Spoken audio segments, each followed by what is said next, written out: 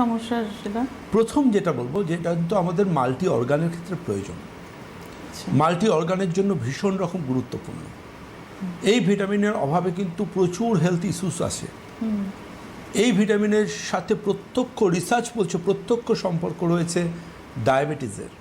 মানে দেখুন, এমন অনেক কথা আমরা জানতে পারি এই অনুষ্ঠান থেকে, সেই কথাগুলো কিন্তু আমরা এর আগে কোনোদিন শুনিনি।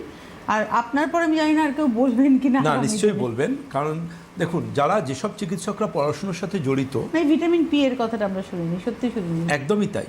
আপনি অবাক হয়ে যাবেন, আমরা বোন হেলথের কথা শুনি, হ্যাঁ, আমরা আমাদের স্কিনের হেয়ারের হেলথের কথা শুনি, ব্রেন হেলথের কথা শুনেছেন? ব্রেন হেলথ, মস্তিষ্কের স্বাস্থ্য, ভিটামিন পি মস্তিষ্কের স্বাস্থ্যের জন্য দায়ী। ব্রেন হেলথের জন্য আমি আয়ুর্বেদের ছাত্র ডক্টর দেবব্রত সেন বলছি, রিসার্চ বলছে, আজকে সায়েন্স বলছে ব্রেন হেলথের সাথে ভিটামিন পির সম্পর্ক রয়েছে। কিভাবে পাবেন, কোন কোন খাবারে আছে, পরে আসছি। আমার এটা প্রশ্ন ছিল কিন্তু।